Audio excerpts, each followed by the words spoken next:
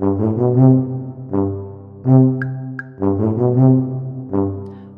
back to Talking Shit, where we are talking all sorts of shit. Schitt's Creek, that is. Today, we are talking about Season 4, Episode 2, Love Letters. And of course, Five. Season 5, Episode 2, Love Letters. And of course, I'm joined by someone who took 2 Bosnian uppers just to keep awake for this podcast, Stuart. Stuart's Hope Safe and Sound. I am so hot on this episode. Yeah. This is such a great one. I am so excited to talk about it today. This is bonkers in the best way. This is like, I feel like it wasn't Moira that was given a load of uppers. It was Karanahara. And it was like, go to town and have fun and try and make everyone corpse. Because this was the funniest episode that I've watched in a long time. There were so many things that she said that I was like, what did she just say? When she says, easier said than done, John, when your only husband is longing for his epistle writing in a Marata. Like, ma'am, what? What's an Marata? Are you kidding me? I need a freaking thesaurus or a dictionary over here. In the Marata, I hardly know her. Like, what is she talking about?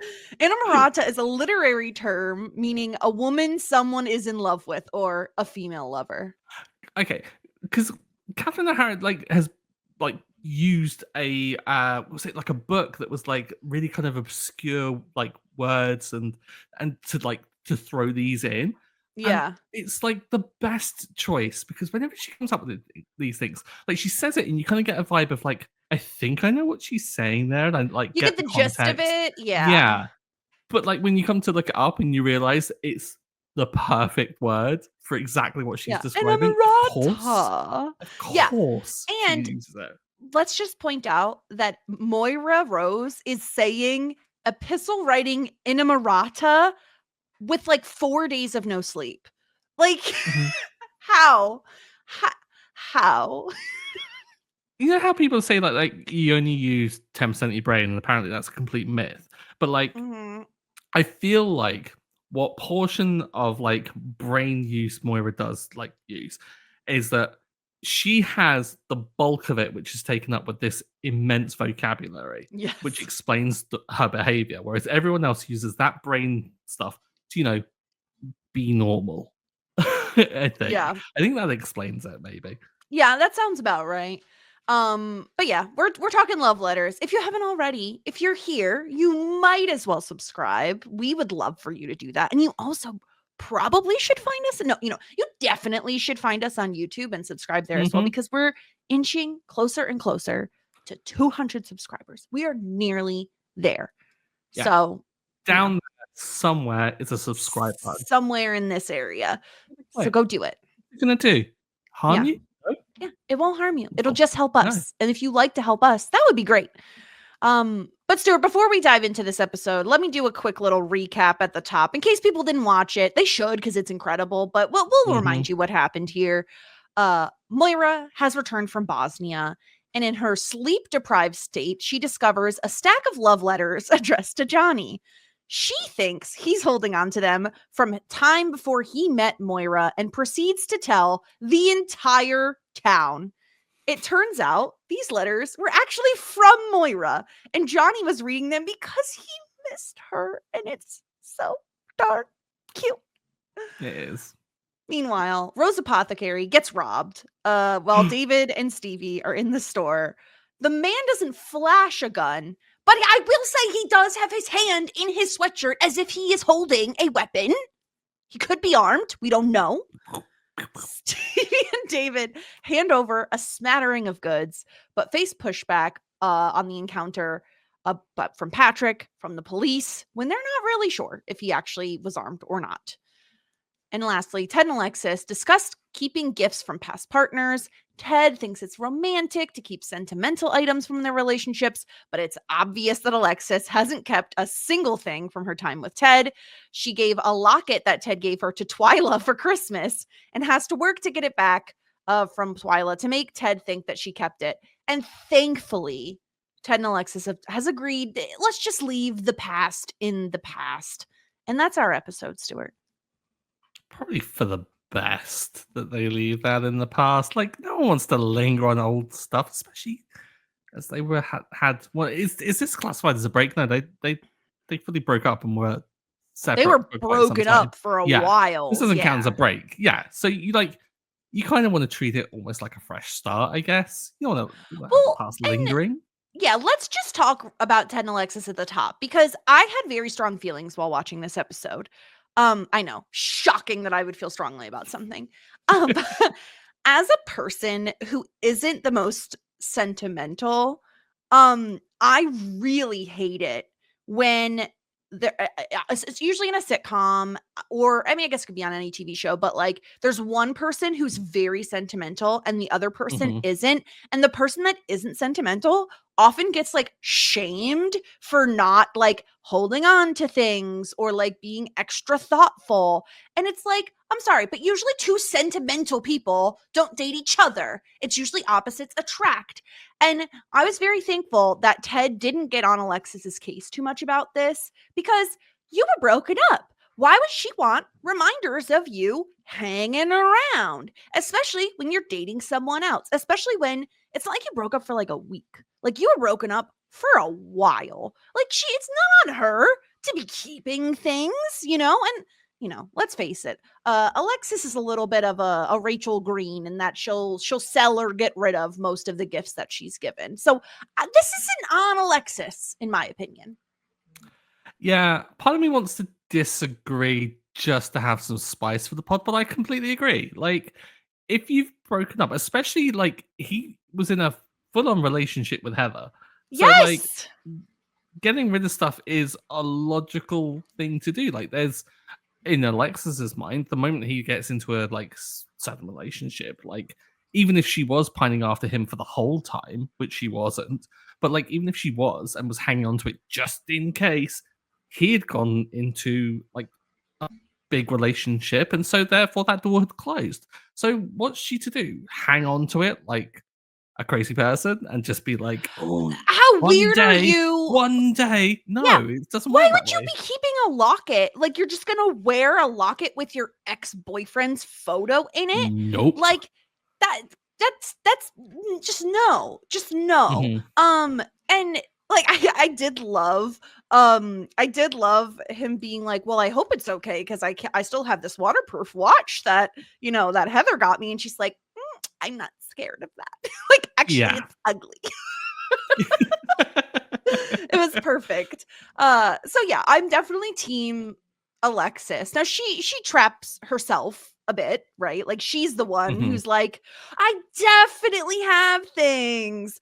But I do Yeah, think there's the pressure from Ted to have kept things, if that I makes sense. guess. I guess it was. I don't think it's necessarily pressure from Ted. I think it's the expectation of like, oh, he's going to be the sentimental one, and he's going to have done this, so I'm going to be the bad one by not having done Because this. he is the Yeah, sentimental one. exactly. So like, but Alexis really doesn't help herself by lying. Like, if Alexis had just come out and go, "Nah, babe, sorry," Yeah. that's it. But of course, awful premise for a sitcom. Like, you have to have like Exactly. conflict, so Exactly. you have to have her doing something really silly.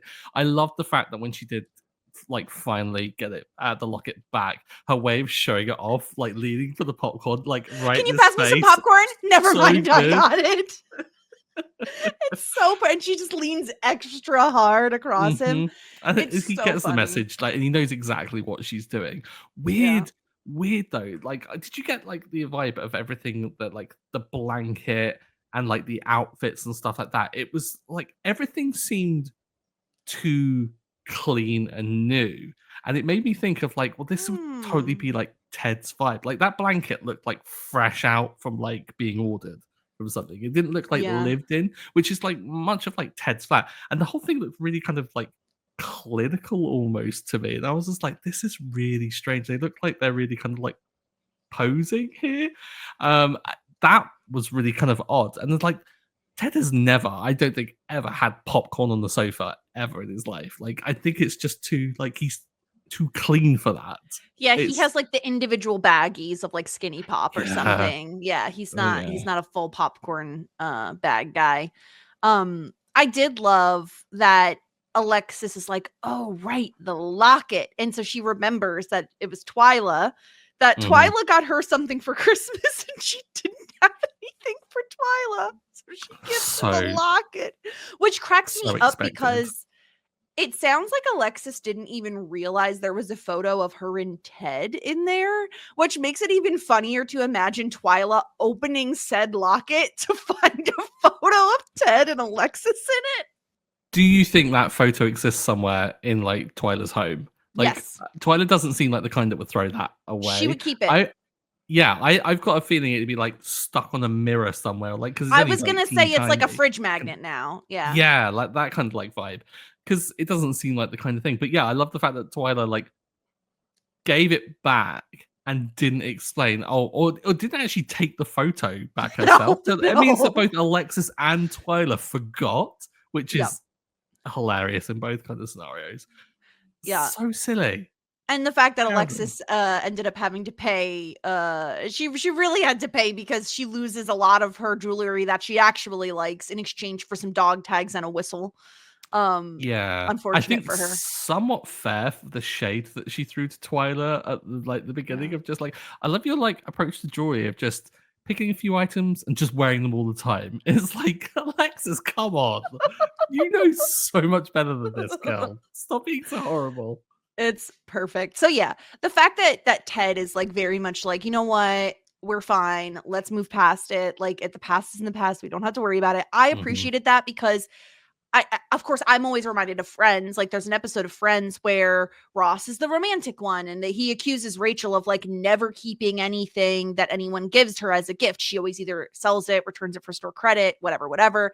And he shames her for this. And I always have hated that because it's unfair. It really is. Like, just because you're sentimental doesn't mean your partner has to be. And so the fact that Ted was like, we don't need to go there. Like, we can just move on. I was like, thank God, Ted, because I didn't want to give you a disgruntled pelican point, but I will. But he's fine. He's safe. Don't worry. Spoilers. He's safe. Don't worry about it. Don't write in.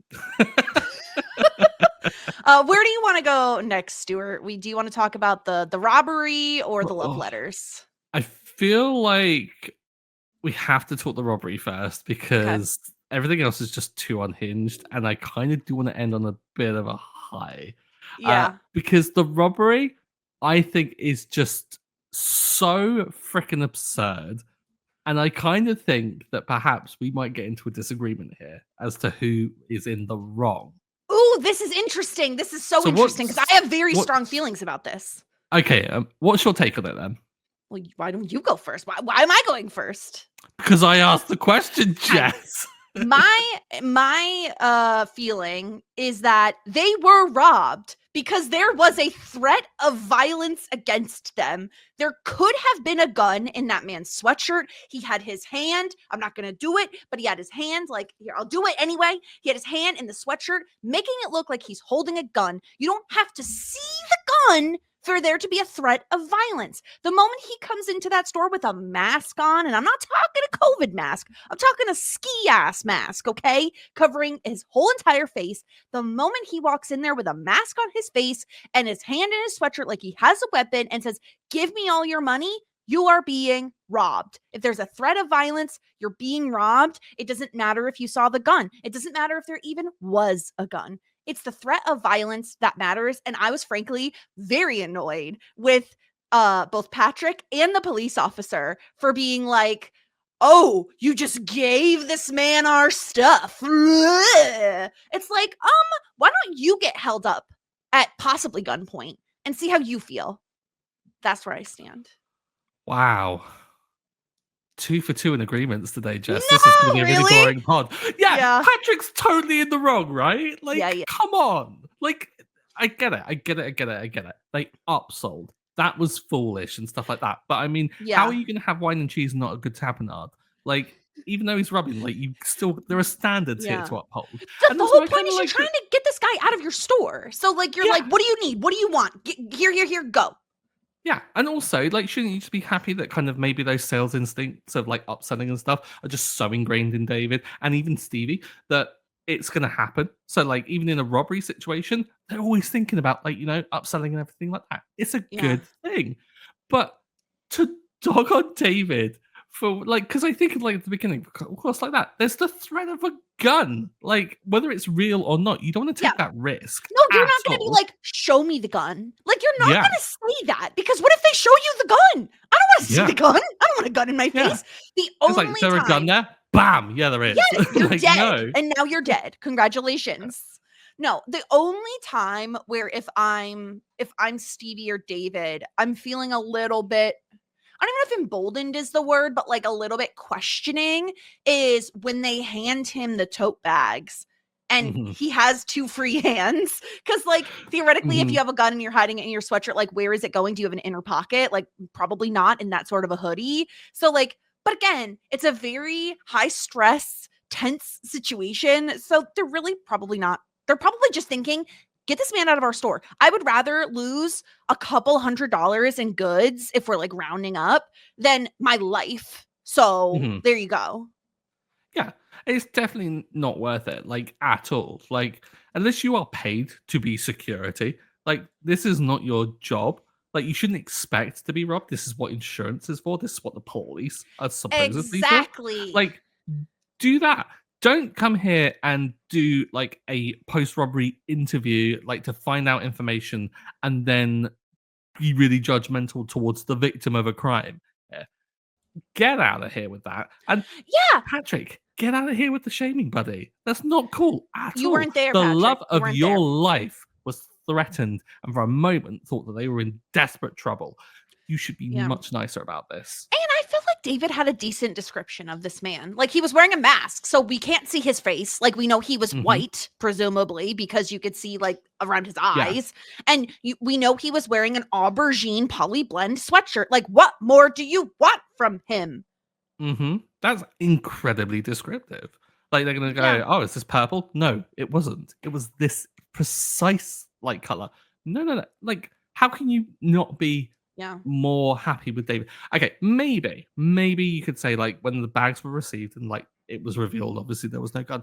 But I kind of put this down to, and I think I'm gonna win you over as well with this. It's like close up magic. It's misdirection. I think you're so overwhelmed with like everything being up close and like Yeah. being kind of like you're too distracted by everything.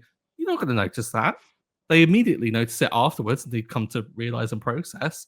But by that point, you have to kind of explain that away because Well, pride gets in the way. and also, like, okay, let's pretend they notice it in the moment. They're handing him the bags, right? He has both hands open. What happens if you're like, you don't actually have a gun. Give me those bags back. This man could like punch you, swing a bag and hit you in the face. Like there's wine in there. Like it's Hmm. heavy. Like you could still be assaulted or injured and like let's be real. Stevie has a better chance at physically taking on this man than David does. Like, David is not a fighter, I think that's okay? totally true. Totally true. Although I love the fact that Stevie's instinctive reaction was just be like, oh yeah, I'll go check out the back. Like immediately just tries to get out of Yeah. there. Like Yeah. not even stepping in beside David, even in front No. of David to protect, just get the F out of there immediately. Yeah. Which is kind of my vibe as well. Like, I'm sorry. If anyone I know I love dearly is being held by gunpoint, bye.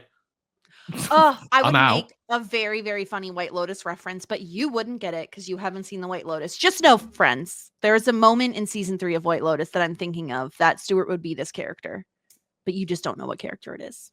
How's that feel? Something tsunami. Like that's all I know. Tsunami. That's all I know so far. Buddhism.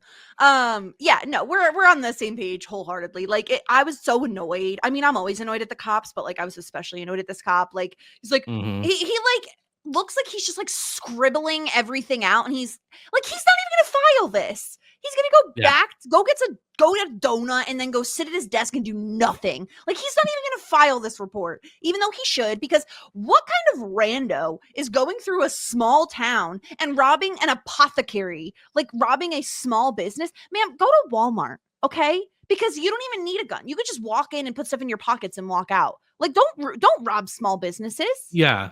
That's yeah. If you're gonna rob anyone, rob a big business. Like, because Exactly. they're not gonna notice. They don't care. Yeah. Like, They're not even Stop. probably like Yeah. try and track you down. They'll be like, oh, we'll just knock it up to like last quarter's profits. We'll take a hit. Oh no, they'll barely even notice. Yeah, Yeah. small businesses, they're going to notice. That tapenade was probably very expensive. That brie was very expensive. I love David getting irritated with the robber too. And he's like, oh, do you want some cheese? And he's like, yeah. He's like, oh, God forbid he specify which one. Exactly. David can't And even also, hold back even when he's being off- robbed. was it like offering like red or white and then like chilled rosés in the back? We'll go get that. And then Stevie offered that. And then it was like, no, I'm not going to let you get out of my sight. Yeah. I love the fact that I don't know, like even though they're being robbed, there are still standards. Like you're still gonna want some good stuff, right? Yeah. I think Stevie also offering the he was like, "Oh, you got bad skin." Yeah, I can't tell because you're wearing a mask. Also, can I admit something? Mhm. I had to Google what a tamponade is because I truly didn't. I didn't know. Do you know now? It looks like a dip. Is it Mhm. just dip? I think isn't it like a chopped thing? I'm saying this really kind of like, oh, you don't know. It's Uh, very yes, fancy sounding. Oh, French olive spread. Okay, so there's that's the olives. one. Yeah, so it's like all chopped up and stuff. Oh, it's a Yeah, lot of different types of olives. mm. Capers. Huh. Salty. Yeah, I mean, I'd eat this. It just feels like Mhm. something that would be on a very fancy charcuterie board. Yes, good Yeah. charcutes. Yeah. Oh, love chakoots. But Um, I'm a basic bee when it comes to I do like a chakoots at home, and it's very simple. When you say like basic beat, like how basic are we talking? Like, do you have Dairy Lee? Do I have what?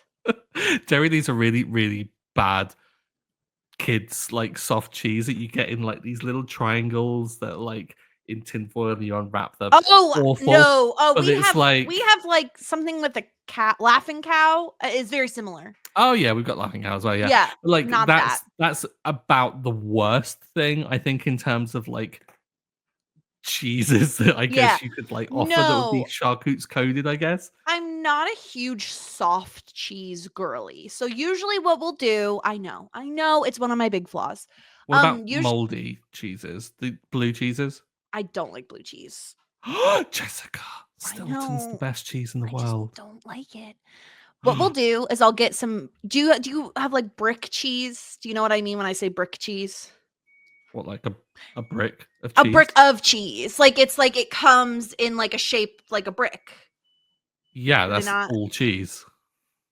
Yeah, it's not soft cheese. It's just like okay, Oh so yeah, there's yeah, like yeah, yeah. okay. So I get usually like a Munster and a cheddar, like a sharp Yeah. cheddar, and cut those up.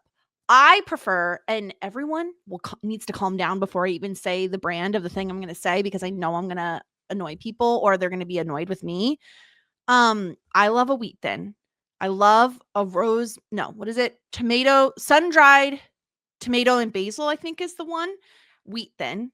I know some people taste like cardboard. They don't taste like cardboard. They taste delicious. And I don't want your Triscuits. Triscuits are for old people. Okay, I'm not old yet. But even if it does taste like cardboard, that's the point of like the charcutes. You load up on cheese and everything else, like Thank you. cheese, jams, figgy things, Yes, like yes, little yes. cornichons. Oh yes, oh Little love it. what? Like the little Cornichon. pickly things. Yeah, little Cornichon. pickles.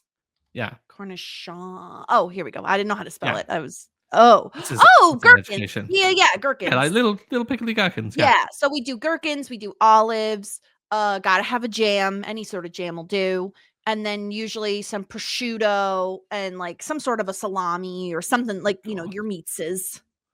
I really want some charcutes now. Now, when So you said good. you like basic charcutes, I was expecting like the worst. I was thinking you were basically going to explain like a American Lunchable. cheese. I was like, No, because we don't really do, like, nuts or, like you know what I mean? Like, we don't oh have, yeah, like, brie. We don't do, like, the fanciest of cheeses, but, like, mhm. even, like, your basic charcuterie makes you feel so fancy. Oh yeah. And it's an easy I, dinner, so we do it for dinner every I once in need a to while. be mega rich to get like those people that come over to like your party and do like it's like 20,000 for like a whole table of charcutes, and they like Yes. lay it out so like They lay it out elegantly on a stuff like person. that. Have Yeah, you seen them it's do that so before? Yeah. overpriced. But if I was like bougie rich, I'd be like, yeah, that would be like If I having had that today. money Yeah, Yeah. why not? I'm Throw a like, big what charcuterie the rest of party. you having for dinner? I'm having this table. Thank you. There's This nothing is all better than mine. a good charcuterie board. Hmm. I don't know how we got here. Oh, the tamponon. So yeah. So this guy gets away with, like, again, doesn't how much realistically could be in 2 tote bags? You know what I mean? Like, Not even that if it's much. overpriced, which it probably is, like $200 maximum, I would say. Yeah. Which is, I Like, mean, they're small business and everything, but again, that's why you have insurance, baby. yeah, mid three figures tops, but that's why you have insurance, exactly. And Yeah. like, surely, like, I don't know if they have CCTV. Like, it'd be a dumb thing if they didn't. But Yeah. like, Even if they surely did, they there's can't tell like what this guy looks like. He's wearing a they've done a mask. police report. Like, they don't have to catch the Yeah. person to get the insurance on it and Oh, stuff. yeah. So Exactly. yeah. Come on now. So that's what's going on with David, Patrick, and Stevie. Also, I did love shout out to Stevie for the line of, "What do you have? Wallet full of debt." Is just everything. It's just perfect. Like, if it's Relatable. me, I'm like, bro, it's 2025. I don't carry cash. Like, are you kidding? I have a Yeah. credit card. That's what I have for you. I Come on. am so I had I went to a restaurant that recently that was like cash only and What? had to withdraw. I know, In this tax year? avoidance, tax avoidance, I'm sure. But the way in which they were like, I went and withdrew the money, and then Sarah was like holding money. I went, I think this is the first like physical note I've held in a good 3 years. Because like, Yeah. who uses cash? The Seriously, only time get I've rid of used it. cash is, like, if you're tipping, like, a delivery driver, and I mean, like, not like a food delivery, like you're getting furniture or something delivered, Hmm. that sort of thing, but, like, I don't know. Nothing I makes me just more patriotic than hearing about your culture of tipping.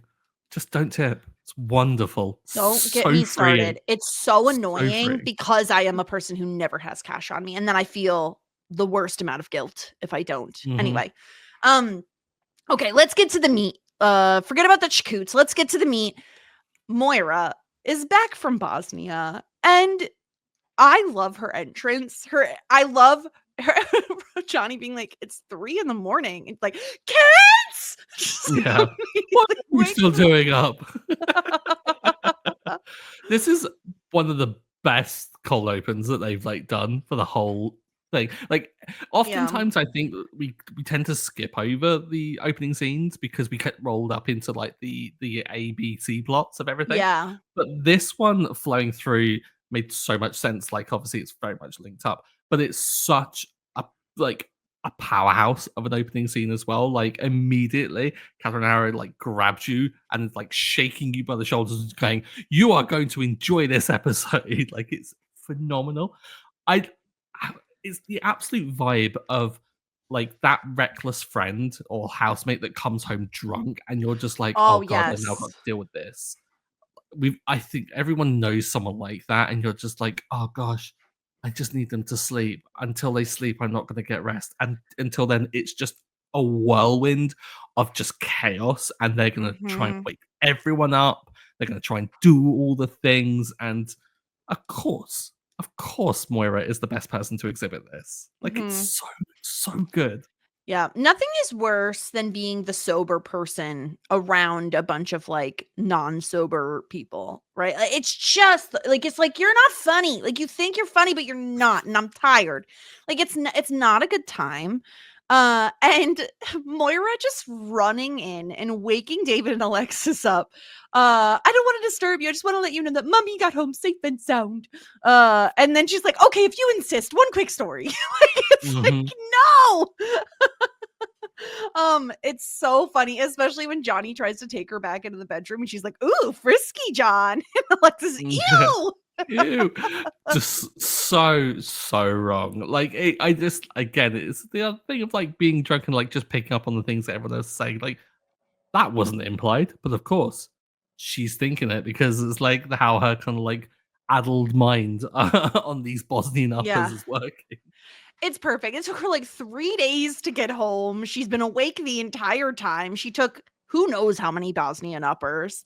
And Hmm. instead of sleeping that night, she quote unquote powers right through. And by powering right through, I mean she decided to go through all of these love letters that Johnny had and starts freaking out because she thinks that they're from someone else. And for some reason, again, in her sleep deprived state, she thinks it's wise to have Alexis read them. And like, why are you doing this to her? Like, I love, one of my favorite lines of this whole episode is Alexis being like, and just to remind you, I don't have a therapist anymore. I think it's a fair thing to have to explain to Moira because what she's reading is horrendous. Like, dearest John, I'm lying here stuck, sweaty. That enough? Nope. I would stop reading. Exit. Yeah. No. All I can think about is you and the last night we spent together. Bed shaking.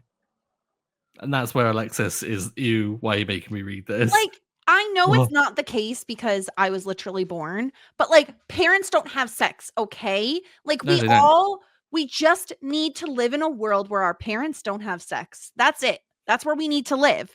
And so getting literal physical evidence that that is not the case and being forced to read it, especially right in the morning, that's just a bad start to your day. It's a real bad start to your day.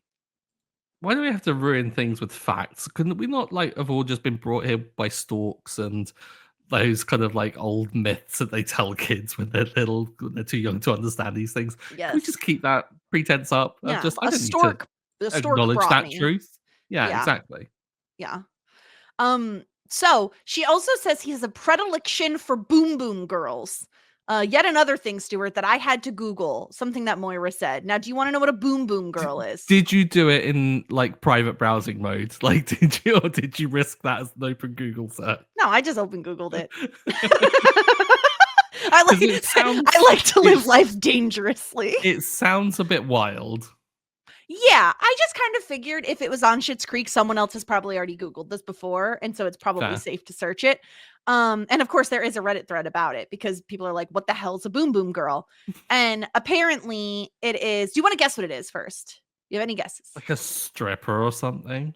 Close, yeah. So, boom boom girls is the American slang word for Vietnamese sex workers during the war in Vietnam. Oh, so that maybe that is something that's in the back of my mind from like Apocalypse Now or something. Yeah. Never seen it, so I couldn't tell you. Yeah. But yeah, so she's like on one. Moira is turned up. She's upset. And she just keeps reading these. And then she shows up at Jocelyn's house unannounced. Just doesn't even ring the doorbell, just walks on in. She had been knocking for so long. How dare you? And she just walks in. And this is where I had to stop. I just had to stop, Stuart, because, okay, let's go back to a few episodes ago, right? Singles week. I'm going to like reset our timeline here because things are about to get hanky. We were at Singles Week, April 2017. Mm-hmm. Then, and that was the finale of season 4.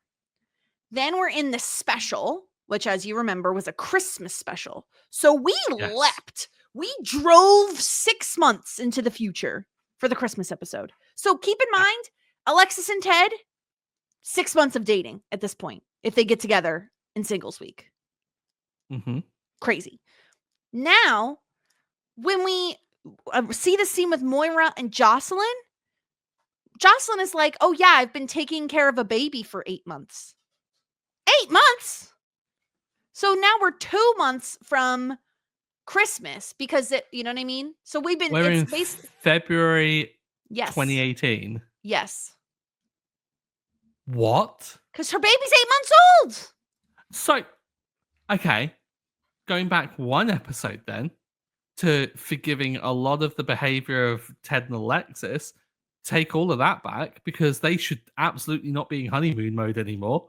Exactly. It's been 8 months. Exactly. And this is why I was like astonished because I'm like, all of these conversations Ted and Alexis have been having feel like conversations you have a few weeks into like getting back together, not 8 months into getting back together. Maybe they felt like I mean, the way you have to do this to make it work is in order to have a Christmas episode, you have to jump forward a ton in time because that's where the biggest leap is 6 months between Singles Week and the Christmas episode, the Christmas special. But even without the Christmas, like that just frames it in terms of like where it sits in a year, right? Like it's still 8 months. Yeah. So we've had like a Yeah. significant time jump. So like, Yeah. either way, Dan Levy, what the heck is going on, buddy? It's just wild because then you think about like, well, it makes sense because if Moira's returning from Bosnia, like how long are they shooting in Bosnia? I don't know how long movies take to film. I know every movie's a little different, but like, you know, you'd assume it would take a little while to film in Bosnia. So didn't Johnny say last week it's like how many weeks had it been? Or like 10 days, 14 days or something like that? I had assumed it had been like a month that she was there, but like that could be wrong. I think probably in time because he was already kind of beginning to lose it before he'd even turned to the letters. Exactly. Yeah. Like it'd been 8 days when he said to Stevie last week. Yeah. And that's when he was like doing everything around the like motel and stuff. So yeah, like could have been like a month. I was just baffled. Like I was like, whoa, I never really put 2 and 2 together before of like, I didn't take stock in like, okay, when is Singles Week in the year? And then of course we have a Christmas special. So we're really zooming forward in time. And Jocelyn and Roland's baby is 8 months old now. Like this is crazy. So anyway, I had to bring that up because my mind was just blown there. Yeah.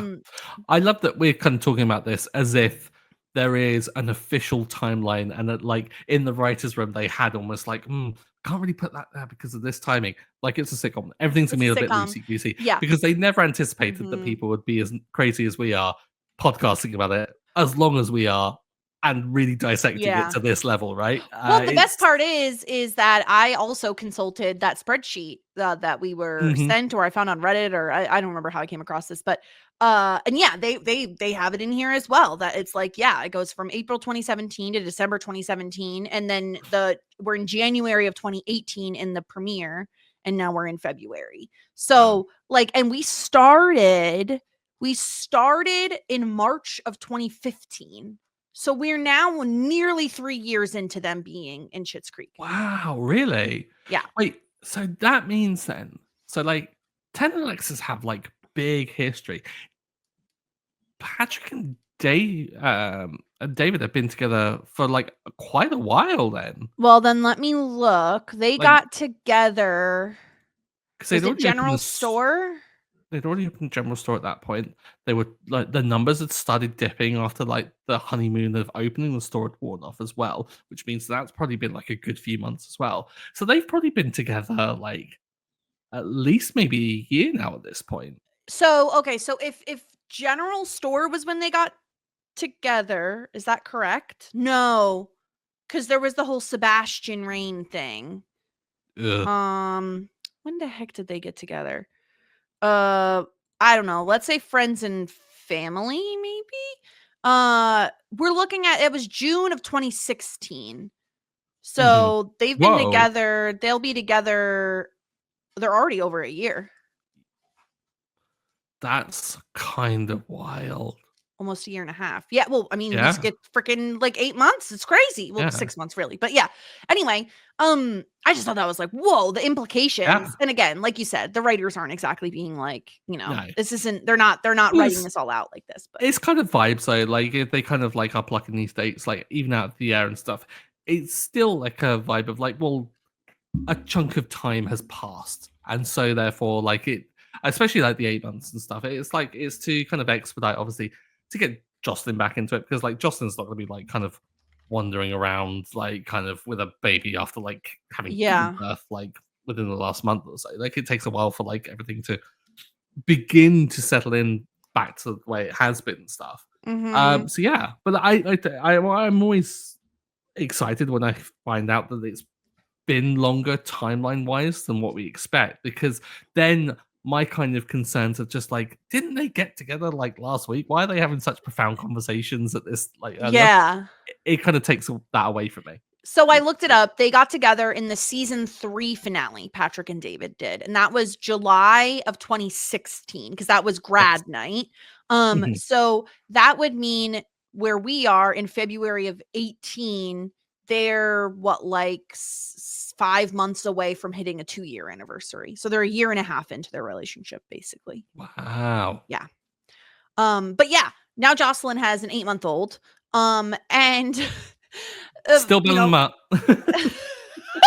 this baby, 10 out of 10. 10 out of 10. Love Mhm. this baby. Um, Yep. and Moira's talking to her, and Jocelyn says, "Yeah, I found a bag of bras that Roland was hanging on to, and I burned them." And it's like, except for the ones that were her size. I just I don't understand. I wish I could. Why are you keeping bras of your ex-girlfriends? Because Roland talks to Johnny about this. He's like, oh, yeah, sometimes you want to take a trip down memory lane. What are you doing with these bras, you sicko? I don't think you want the answer to that. I really don't. I really don't. This Because what's is wrong this with is him? this is another example of Roland being just horrendous. Um, it's for one thing, it's kind of sinister when you think about what we do know about him and Jocelyn is that they got together very young. And so if they're from ex-girlfriends, they're like teenagers' bras and stuff. Why is he keeping that? That is really creepy and wrong. I don't think It I is. don't think they thought that through logically when writing. Like it's No. meant to be just a throwaway funny line. But Roland, like, even if it is a throwaway silly line, it's still horrendous. Yeah, Like, like, what is and going Jocelyn on? burns them. He's like, "Oh, do you know what burnt underwire smells like? You shouldn't have even had those, you sicko." Like, Mhm. it doesn't make any sense to me. Because, like, okay, if we're comparing this to the Ted and Alexis thing, um, I could understand if, like, you have an ex or something that gave you something that you actually really enjoy, you like a necklace, a whatever, a gift. I Mhm. don't understand the purpose of keeping grody ass bras from women you slept with. This doesn't make any Yeah. sense to me. It feels like serial killer territory. It feels like Yeah, trophies from bodies it that you've does. dumped somewhere. Like it's so messed up. And it's like, why? Why are we doing this? Like, because Maybe it's foreshadowing. Maybe it's foreshadowing. Maybe you're trying to throw me off the scent. Maybe the yeah. whole show ends with Roland being a serial killer for like all of his ex-lovers, and that Jocelyn is Yeah. just like a cover story for all of this. It's just annoying because, Stuart, like you said, I think the biggest redeeming quality that Roland has going for him is Jocelyn and his relationship with her and how much he loves her. And, Mhm. like, I'm not saying he doesn't love her, but, like, this is gross behavior. This is disgusting and unacceptable. And if I'm Jocelyn, I'm doing more than just burning the bras, Oh Like, yeah. it ain't flying with me. I'll tell you that much. Oh, I don't know why she acts as if it's like fairly not like she doesn't seem repulsed or like she's angered by it, but like she's not like this is abnormal behavior. Like she almost talks about it as if it's like, oh, that Been Roland. there. Yeah. Yeah, like no. So nonchalant about it. But one of my favorite things is like all the hearsay that happens as a result of Moira parading these letters around town. Hmm. So I love Roland coming to talk to Johnny, and he's like, "Oh yeah, I was talking to Bob about it." And Johnny's like, "Why were you talking to Bob?" He's like, "We're trying to save your marriage." Gwen Yeah. thinks it's a lost cause. Gwen's such a shady girl. I love I love anytime we hear anything that is secondhand that Gwen has said, it Hmm. always makes me wish we saw more Gwen? Oh yeah, totally. I kind of wish that Gwen was actually around, like on camera more, just Yeah, being missed a real opportunities. just so shady. Yeah. But then Bob is there. Bob is a great vessel for it as well. And Yeah. I kind of feel like sometimes maybe Bob's maybe embellishing it a little bit, but I don't think he is. I think he is just kind of just passing along because he doesn't really have much of a filter, I guess. Mhm. Oh gosh. Yeah. But I do love the way Johnny handles this because he Mm-hmm. he doesn't say to Roland, Moira wrote those. He like goes to Moira first, sees that she's still completely unhinged and hasn't slept, and is like, Moira, you've gotta sleep. Like, you've gotta get some rest. Mm-hmm. And then he realizes that because he's thinking she's just doing this because she's in some weird sleep deprived haze. But no, Yeah. she thinks that it's another woman. And he's like, this is so canonically it's such canonically intelligent writing because we know that Moira did like a lot of drugs and alcohol when she was on Sunrise Bay. And so it makes Mm-hmm. sense that she wouldn't necessarily remember writing all of these letters. Plus, we also set up in the baby sprinkle that they used to play like, let's pop pills into mommy's mouth. Yeah, You and she know? even says like she asked for actual painkillers while she was doing it so she could like get more in character. Like any Yeah. excuse back then, right? It's absurd how well this works, and the fact that she was in a full body cast was the funniest mental image as well. Yeah. Of just like I'm not sure if like someone's handed her a pen and just held up a pad and she's just been there like writing at a distance. Well, So and stupid. Stuart, the fact that she was in a full body cast twice on Sunrise Bay, one for a spelunking incident and one for when she got thrown upwards through a skylight. How? It happens. Soaps are wild. It's so funny. And of course, she has actual painkillers to ease her into her character's plight. It's just so Hmm. perfect. And So good. I love Johnny being like, no, this was you. Like, you wrote these. And the reason I had them, because Moira's mostly upset, and this is completely understandable. From Moira's point of view, he saved these when they had 10 minutes to grab everything they could in their house. Like, that's Mhm. messed up if they're not from her. So, like, from her perspective and what she thinks the truth to be, it is really, really upsetting. Yeah. Because it's not like he just kept them and forgot about them. No, he purposely packed them up and brought them with them out of their And was house. reading them recently. Like they didn't Yeah. she didn't just like really kind of dig through loads of stuff. They were like fairly out and there to find. So Yeah. even more of a betrayal if it was as bad as she thought it was. Exactly. And so he explains, he's like, "No, like I was missing you. And so I was reading them because it made me feel like you were still here with me." And it is so supremely sweet. Like, It we really talk a is. lot about, we never get the feeling like Johnny and Moira are not a couple that like argue a lot. They're not a couple that we ever feel like are in jeopardy of breaking up. And I love that about this show because it's truly Hmm. like they love each other. Like, the reason Moira is so upset is because she feels betrayed because she loves her husband and is like, who is this funny woman that's writing you these letters? Like, she doesn't like it. And it's so supremely sweet that Johnny is like, "No, these were from you and I missed you." And the fact that Hmm. Moira's like, "Well, sorry, we're just going to have to stick with what I said in the first place because I don't want anyone knowing." But it would give him an edge. Yeah, no one will accuse you of being vanilla again. It's like, Gwen. excuse me? Yeah, Gwen. You know it was Gwen who called him Uh-huh. vanilla. You know it Definitely. was. That's been Um, overheard in the town council kind of like chats that they've been having. It's so perfect. I love it so much, and I love that Moira finally gets her rest that she needs while at the diner, and they're like, "Just let her sleep." And she, like, The noise squawks. when she squawks, yeah, and it's just like caca. So stupid. Can I someone think please as close her well, eyelids? like also yeah, like when she's there and she's like got her like eyes open, like she's sleeping, and she's like mildly speaking Bosnian as well. The improv Bosnian, like there's no way Yeah. that's real and stuff, but like No. even the singing was just so well done as well. Yeah. Ah, I can't gush more about this performance. It's just so comedically so funny. Like I think as well, like the setup is funny as on its own, but like every delivery of those stupid and big moments is just perfect. Yeah. I don't think I've laughed as much as what I have like watching this episode. Like any other episode, there have been some moments where I've like proper laughed out loud. This one had me rolling around. It was just ridiculous. Yeah.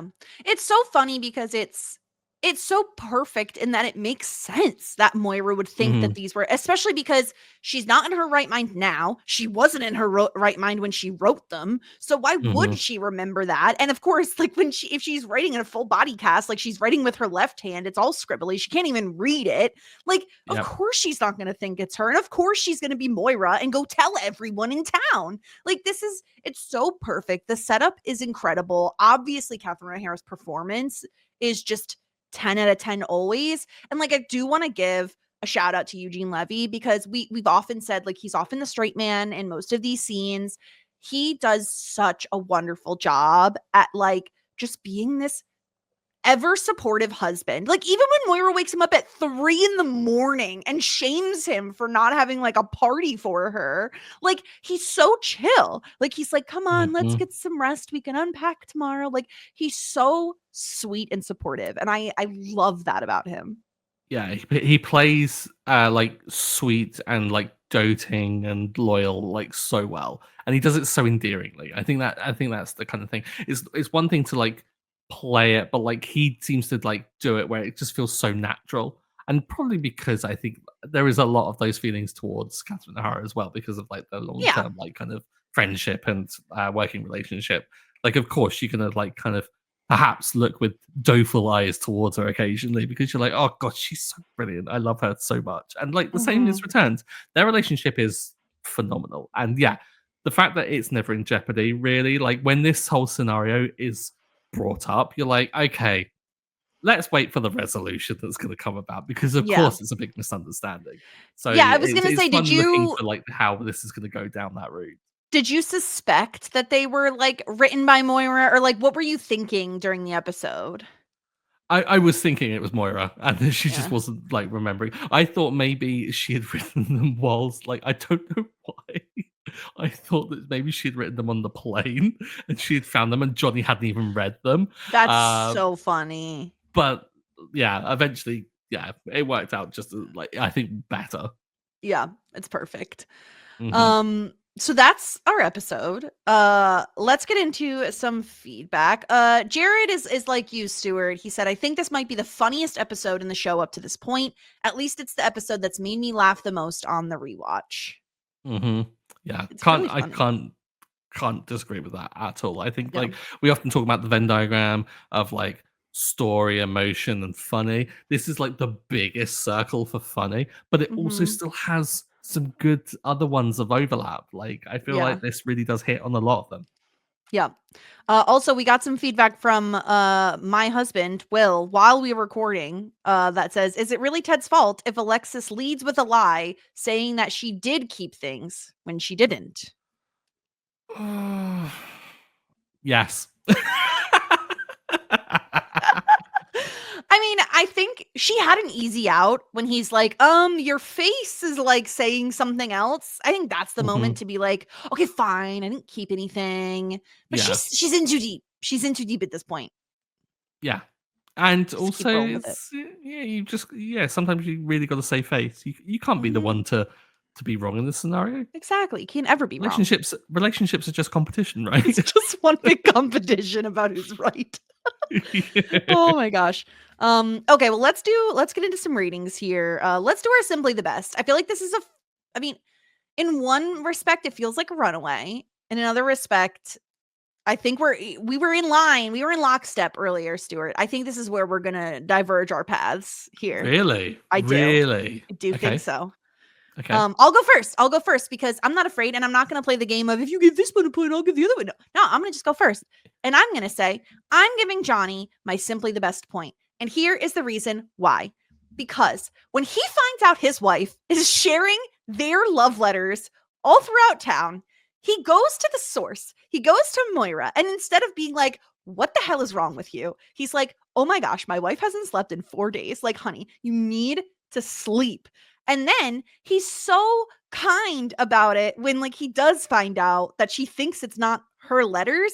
And I'm sorry, I'm not even a sentimental person, but my heart was just grew 3 sizes when he said that he missed her. And so he was reading their little cute little love letters. And also the fact that when they did only have like 10 minutes to grab some personal items from their house, that he did grab these letters. Like, even going back to that, I think is just so sweet. And as much as I love Catherine O'Hara's performance this episode as Moira, I feel like the character stuff I like the most is Johnny. So Johnny is going to get my simply the best point. Interesting. Yeah, we agree again, Johnny. No, I thought you for sure were going to give it to Moira. No, I mean, like, it's a comedy tour de force, and I think that for that, like, I almost want to say, can we also give her like an honorary point, because it is so good. But Johnny, hands down, is the MVP of the episode. He has an absolute. He doesn't. There are some moments where he has some Johnnyisms, like, and you're like, oh, you could help yourself out here a bit, buddy. But he is so endearingly sweet in this whole scenario. He handles Moira so well, and it wouldn't work. Like, Moira's whole shtick wouldn't work if there wasn't Johnny. So I don't feel that she can shine unless you have Johnny there as the support. And so if I think one of us shines, we all shine. Mm-hmm. Yeah, and I think we have to give him his flowers when he's due them. Especially because I certainly have deducted points when he's like earned it. So yeah, I feel like I should give him his flowers when he's earned them as well. So happy for Johnny. I'm sure Will be absolutely thrilled that Johnny got 2 points today. As for the disgruntled pelican, it's not even a contest. Truly, it's not. Because, like, when I was watching the episode, I was like, oh, Ted, are you about to shame Alexis for not being sentimental? And then he quickly turned it around and was like, very sweet and cute. Roland with the bras, just like, no. Just all the way no. Just like, you're a monster and you're disgusting. And so I wish I could give you more than one disgruntled pelican point, Roland. But wow, I'm giving it to Roland because it's disgusting and gross and upsetting. Okay. Prepare to write in, everyone. I'm giving it to Patrick. No, you did not. I did. Wasn't he wearing a blue shirt this episode? Isn't this illegal? Don't care. Blue shirt, why? Because he's pretending to be the police as well. Like, get out of here. Like, I'm sorry. He ACAB. Like, he took the side of them. And also, like, shamed. I get David was a bit of a fool and, like, should have maybe turned it around. But as we've described, like, you don't want to risk those situations. And yeah, like, I felt like Patrick was really judgy and could have been a lot nicer in this, and it was a little bit out of character. Yeah, I guess, but I'm just picturing Roland like sniffing old teen bras and like that doesn't surprise me though. That doesn't surprise me. I come to expect it. It's really sad, but it's like it's gross. If you were to say that Roland had one of like those ex-lovers chained up in the basement, I'd be like, oh, yeah. I mean, the show's taken a bit of a dark turn, but like, yeah, I kind of don't. I'm not surprised. Oh my god! Just picturing someone chained up in their basement that's filled with tchotchke. Oh no! Oh my gosh. Gosh. All right. Well, those are our rankings. And luckily, Moira gave us so many things this episode, including a wig, which I have 2 angles of because it's just so wild. I feel like you need multiple angles because what the heck is going on with it? Like, it's so one-sided. It's asymmetrical. And there's like, I think there's like, I can't tell if this is her earring or a braid. I think it might just be her earring. But like, what is happening on her head? It's a real mess. It's like, is it supposed to look feathered, like a bird, maybe? Yeah, it's like, it's almost like those kind of like old emo cuts, but like it's too feathered, which makes me think that it's meant to, I don't know whether it's like, is that actually a wig or is that a fascinator that just happens to match really well? It's giving, tonight will be the night that I will fall for you over again. That's what it's giving. Oh, but it works. And this is also, of course, the scene where she falls asleep at the cafe. So it's perfect. You know, what more is there to say? It's everything. Maybe it's lopsided to like Kushner fall if she were to like collapse. That can work. Mm-hmm. All right. Well, let's tier rank this episode here. As always, we have hot shit, full bouquet, love that journey for me, you, David, and shit out of luck. Stuart, where are you thinking of putting this one? Top tier, number one, hot shit. Yeah. Like, no questions, I don't think. And if you disagree, I'll fight you. This is it's 100% perfect. the best episode of the season thus far. I'd even wager it's one of the best episodes of the whole series so far. It's phenomenal. Yeah, I think, gosh, I wish if Patrick was better in this it would reach like top tier status for me personally. Yeah. Because like I think the thing is the Moira Johnny storyline is 10 out of 10 no notes. I think like the robbery storyline and the Ted and Alexis stuff is like great. It's not incredible best thing ever, but like obviously it doesn't matter because the Moira and Johnny stuff is just so good, and Catherine O'Hara is just on one the entire time. So yeah, I agree. Hot shit. It has to be. It's so fun. I mean, the time that we have taken to talk about this episode just proves how incredibly funny it is. So I agree. Hot shit is where it belongs. Yeah. Although we did take a 5-minute charcutes break, so let's deduct that from you know what? If someone, everyone needs to take a 5-minute charcutes break at some point in their life. It's just necessary. If you don't want to talk about charcuterie boards, what are you doing here? Truly. Yeah. On this earth, not even just in this podcast. Get out. If you don't like meats and cheeses, what's wrong with you? I banned Erin from the pod last week. I'll ban the rest of you. Exactly. We're not afraid to slam down the ban hammer, okay? We'll do it. So dumb. Stuart, anything else on this episode of Schitt's Creek? Not that I can think of. I think we've covered it fairly extensively. We've probably missed some stuff, but I think this is actually going to be an episode that I might go back and rewatch sometime. Like, I've only watched it 3 times this week, so there's room for more, I think. Incredible. Twice. Go back for a third. Do you want to know what season 5, episode 3 is titled? Absolutely. Yes. The Plant. As in, like, green and leafy, or like the mole, like the plant, like the... Or like a sewage plant. Something. Sewage plant, yeah. It's like 3 different plants. It could be. I hope it's not that. Maybe it could be, because it could be like some town council stuff. I wouldn't mind seeing the town council. I do kind of miss a bit more Bob, and certainly miss more Ronnie. Like, also, haven't seen Ronnie in a while, so yeah. Can we also just briefly touch on the video that you sent me of Dustin Milligan doing some impressions?